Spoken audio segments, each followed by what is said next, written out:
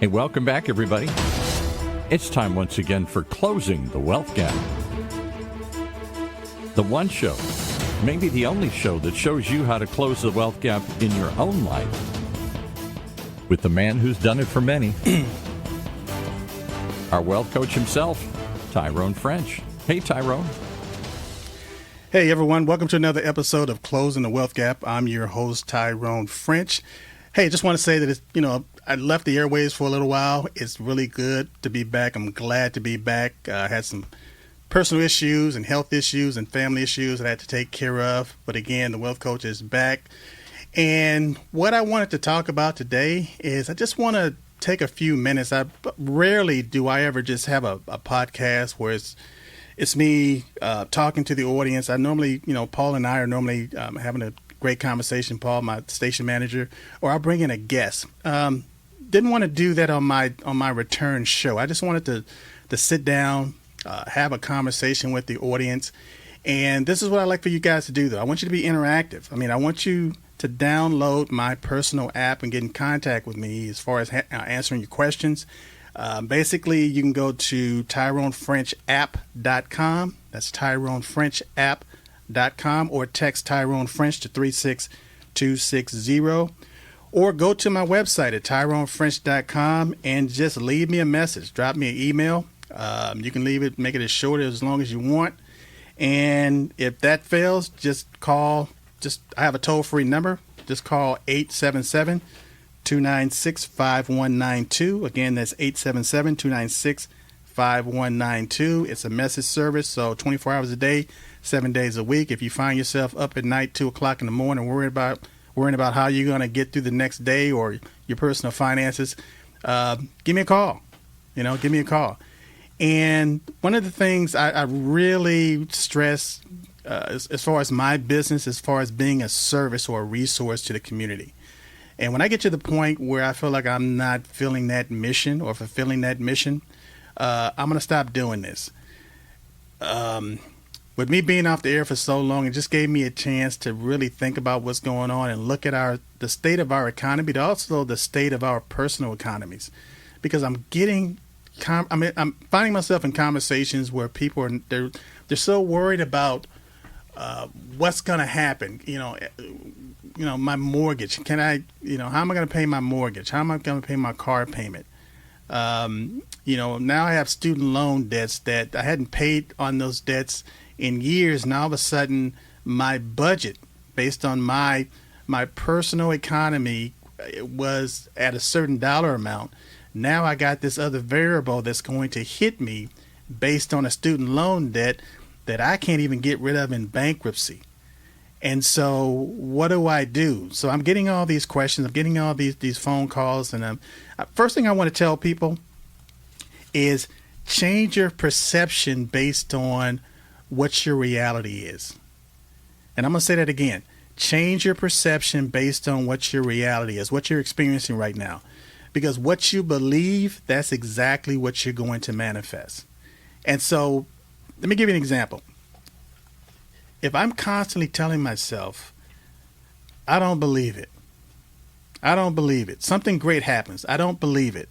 Somebody wins the lottery. I don't believe it. A lot of times when something great happens in your life, your first knee-jerk reaction is, I don't believe this. So what you're doing is you manifest your life and your surroundings, your existence, based on your thoughts and your feelings. Based on those thoughts and those feelings, they trigger a reaction. And based on that reaction, you're going to generate a result. I'm not saying that this is good. I'm not saying that it's bad. And I'm not saying that it's indifferent. I'm just trying to tell you that that's just the way everything works. And so if you're constantly conditioning yourself and programming yourself that you don't believe this, how am I going to take care of this? And all of a sudden you begin to manifest worry in your life. And from that worry, you begin to create this anxiety. And from this anxiety, you create this hopelessness. And I'm just here to tell you, once you get to the point where you feel hopeless, you're in a bad state. So the first thing I would tell my audience is that change that belief cycle, change that belief system that you have, that conditioning, that internal conditioning that you're looking at certain situations and saying, how do I afford this stuff? How do I get through this?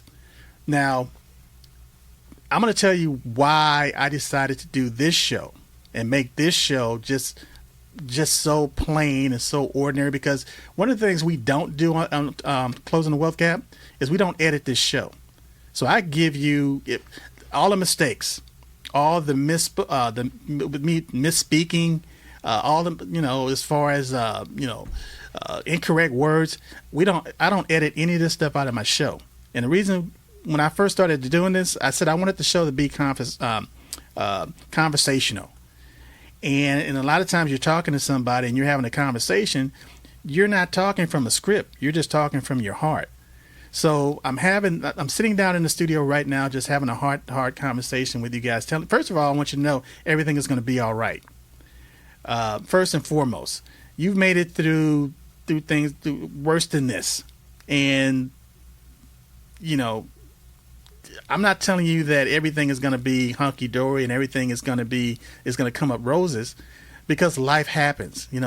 People are born, people die, people, gain new employment, they lose employment, but you've always been able to adapt. You've always been able to go through and grow from your experiences. So what I'm telling you is that the times that we're living in right now is no different from what happened to you 5 or 10 or 15 years ago.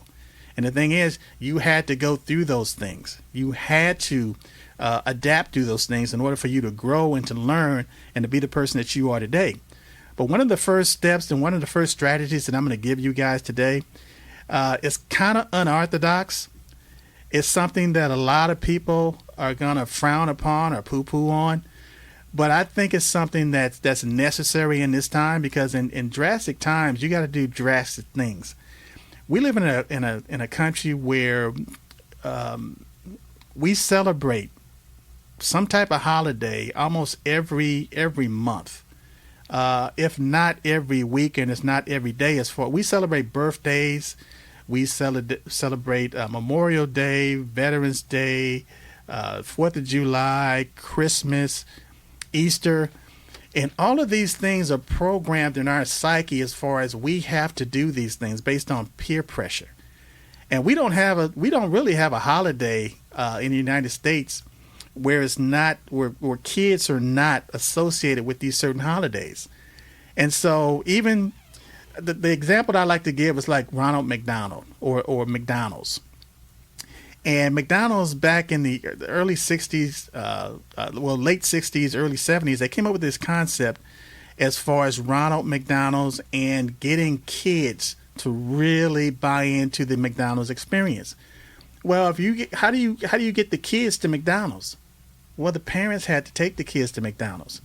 So a lot of times the parents didn't have, there was nothing on the menu that the parents really enjoyed as far as eating, because the kids wanted the hamburger, they wanted the fries, they wanted the shakes, they wanted the soft drink. But a lot of parents weren't into that. So not only did McDonald's get the kids, but eventually they got the parents too, because they changed their menu. But they didn't change the menu overnight. It was a gradual thing. Why? Because they wanted the parents to bring the kids to McDonald's, and they had the little toys. So they did all of these things to get these kids to at a young age to start craving McDonald's. And they took that same attitude into their teenage, young adult lives and their adult lives. And so now even, it's like my daughter, when she was in elementary school, it was second nature for me to take my daughter to McDonald's and get the little Happy Meal with the little prize and the little princess and the McNuggets and the fries or the little apple slices and stuff. But my daughter, almost every day, she would tell me, it was almost like a ritual. Let's go to McDonald's. Let's go to McDonald's. And that told me right there that their marketing was exceptional, because they got the kids. And if they got the kids, they're going to get the parents as well. So why am I saying this? Even when you look at a solemn holiday, a religious holiday like Easter, how do you integrate kids into Easter? Well, you have an Easter bunny, a chocolate Easter bunny, and Easter eggs. And kids are so excited about Easter in that Easter basket, with all the candy and stuff in it. And so what does that do? It makes the parents go out and purchase these things. So you're buying more eggs, you're buying more chocolate, you're buying baskets, you're doing all of these things, whereas you're actually feeding the economy by doing these things. And so when you look at the GDP, gross domestic product of the United States, 75% of it is consumerism, consumer spending. So where am I going with this? What I want you to do is rethink. And I want you to do this for an entire year. For some people, well, you can call it a break. You can call it a fast. You can call it, just based on your preference, call it whatever it is. But for an entire year, what I would like for you to do is stop participating in holidays. I don't care if it's Christmas. I don't care if it's a birthday. I don't care if it's the 4th of July. A lot of people cannot afford these luxuries anymore. And this is what this is going to do. If you're in a relationship and your relationship is built on consumerism, you're going to find out really fast. Because when you sit down and have a conversation and you tell people, hey, look, you know what? I'm on a holiday break. And so I love you. I care about you. But I don't have, based on my personal economy, I don't have the resources to go out and on your birthday take you to this nice restaurant, or on your birthday buy this Hallmark card for you, or on your birthday go to the flower shop and buy a dozen roses for you. It's just not in my budget. You're going to find out really quickly if this person was really into you or whether they're into what you were doing for them. Because I can guarantee you, years ago, when people didn't have the money and they didn't have the resources to do a lot of stuff, a birthday card used to be a grocery bag that you cut up with a pair of scissors and used crayons or a marker and wrote on it and took the little glue and paste little flowers on it and gave that to your loved ones. I can tell you this just from just a fact of life. Just going through storage, some of the storage things that I have, and over the years I've accumulated and acquired certain things, and to go back and look at those little cards, so that the knickknacks that were created that I held on to all these years are priceless. But I can tell you this, I can tell you what wasn't in that stack: a bunch of Hallmark cards that somebody bought me that I read and threw in the trash. I can tell you that there wasn't a whole lot of flowers that were pressed together in some type of book that I held on to, because a lot of those flowers withered and I threw them in the trash. But the money was gone. And again, you wonder where's my finances going? How am I in this position financially? It's because you're spending more than you have coming in, and you don't even realize it, and you're conditioned to do it. So my point is, this is a suggestion for my audience, but I'm going to tell you what, there's a book called The Richest Man in Babylon, and there's a great quote in that book. And what it says, I found the road to wealth when I decided that a part of all I earned was mine to keep. And I'm going to say that again. I found the road to wealth when I decided that a part of all I earned was mine to keep, and so will you. But if you're not paying yourself first, you're not going to be able to accumulate your surplus over a period of time to where now you have the resources to where you can actually begin to create an emergency fund of 3 to 6 months. Because if you're living from payday to payday, you're not thinking about that emergency fund. But I'm going to tell you right now, when you get to the point, based on the state of our economy and where we are, a lot of people are dependent upon credit cards. In the news just recently, there was a store that went online and all they were accepting was cash. And guess what? A lot of people didn't have cash, and they didn't have access to cash. As a matter of fact, even if they went to their bank, there was nothing in the account.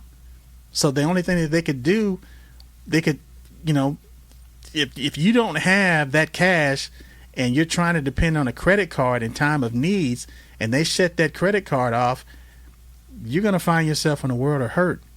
So you have to condition yourself now and adapt yourself now to whereas you have to start thinking about, hey, where are the resources going to come from for me to start developing and generate an emergency fund? And what I'm telling you is that if you cannot increase your income, then what you need to do is decrease your expenses. And the best way for you to decrease your expenses is to go on a holiday break. And it's something that people are doing every single day. They're just not thinking about it.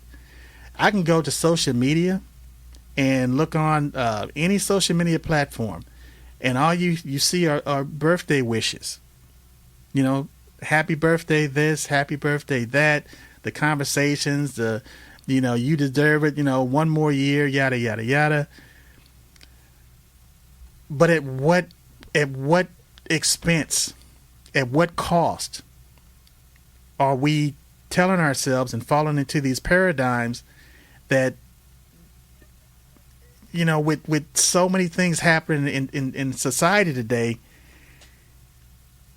why am I not progressing financially? Why is it that if I lose my job, if I lose my paycheck, that it throws my life into chaos?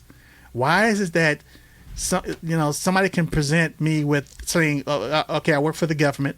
I've been working for the government for years, and all of a sudden I decided to change a position in the government. So now I'm on probation, and all of a sudden I get my pink slip because I was on probation, even though I worked for the government for years. And now you're asking yourself, what am I going to do? Because you didn't have anything to fall back on. You didn't have you didn't have the resources to maintain or even give yourself enough time to think about what you want to do. Because again, that's what wealth does. Wealth will give you time to think versus being in a state of chaos where you don't know what you're doing.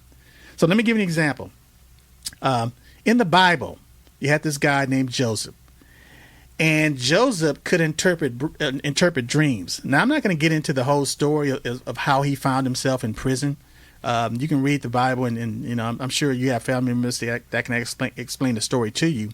But Joseph found himself in a situation where he was in front of the king, or the ruler of Egypt, and the ruler of Egypt was had this dream.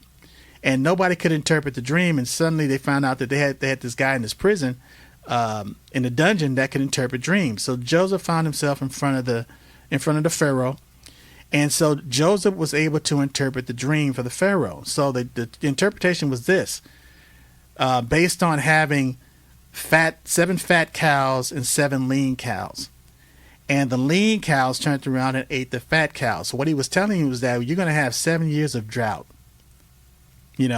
But from the 7 years of drought, you're going to have 7 years of plenty.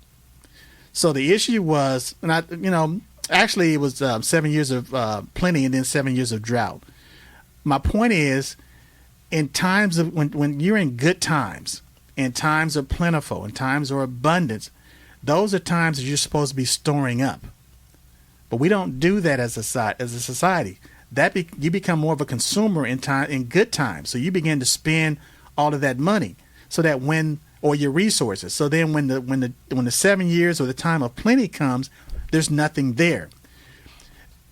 That verse in that Bible, or that story, is one of the best stories about financial planning that I've ever heard.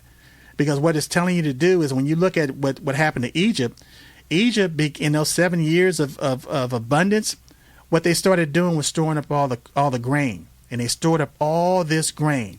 And just like David said, you're going to have 7 years of plenty, but you're also going to have 7 years of drought. Well, when the drought came, everybody in the land had to come to Egypt to get grain. So during that period of time, Egypt became a very prosperous nation because people needed to eat. So guess what they were doing? They were trading grain. They were trading for grain. So they were taking their possessions. They were taking their gold, their silver, their carts, all of the things that they needed that had some value. They had to trade that just to get the grain. So because of that, Joseph was actually placed as second command in Egypt because, again, he was able to interpret the dreams. He interpreted it correctly, but he also used a strategy saying, hey, look, in times of plenty, we're going to store up. And in times of drought, we're going to use those resources to get through that dry period. And then in times of plenty again, you just restore or rebuild all the things that you lost during your time of famine. So what am I saying? You have a checking account or a savings account. And in that checking account or that savings account, when you're doing well, what you're doing is taking some of that income and you're putting it into your reserve. And so that reserve account, that's what you're going to use for that time of drought or in your time of need. Now, a lot of people, they have a hard time saving money. And when I say money, when I'm talking about, we have what's called currency or what's called fiat currency. Fiat currency has no intrinsic value to it whatsoever. So what I'm going to tell you right now is something that's going on around you that a lot of, that you're probably not aware of. But the one thing that a lot of governments are stockpiling right now, and a lot of corporations are stockpiling and insurance companies, is precious metals. Because precious metals is real money. It has intrinsic value. So my point is, I'm not telling you to become a precious metal collector. I'm not telling you to put all your capital into precious metals. What I am telling you is that you need to take a certain percentage of your assets and put them in precious metals. Because when the time comes that your credit is turned off and you don't have access to cash, the only thing that you're going to have available is to start trading things. And one of the things that you can actually trade that people have been trading over 10,000 years is precious metals, gold and silver. Now, I know that's a lot for a lot of people that's listening to me right now, but you don't have to really worry about it. You can always just go to my website, tyronefrench.business. That's tyronefrench.business, and start educating yourself on why precious metals in these times is just a safe bet. Also, you can always go to tyronefrench.com, which is, again, my personal website. Leave me a message. Call my 800 number. It's a recorded line. It's 877-296-5192. And just leave me a message. 24 hours a day, 7 days a week. You have access to that information.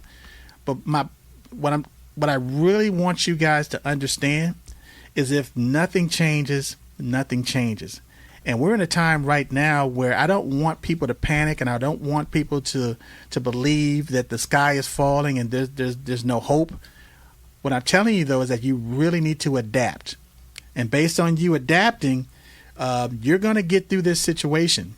But you're going to get to the point where life is going to be a little bit different. It's going to look a little bit different.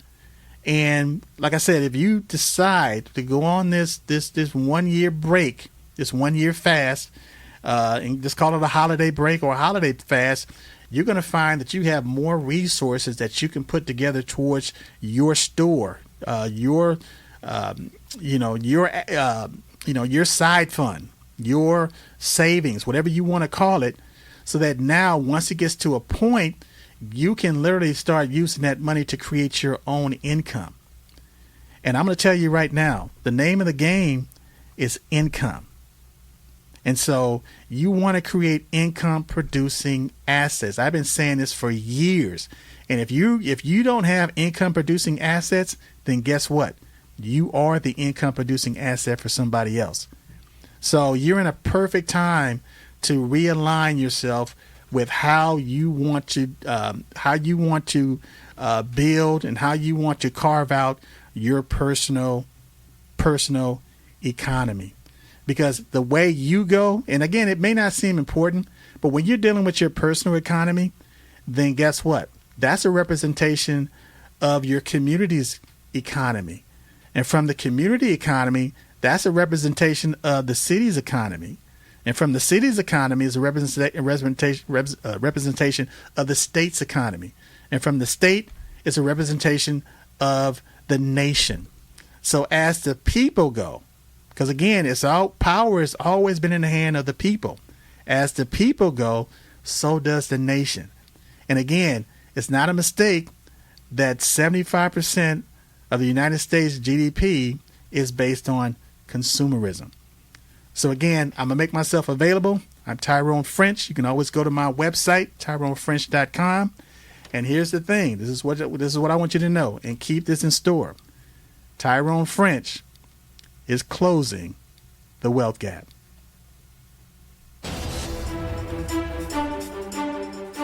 That's our show for this week. Closing the Wealth Gap.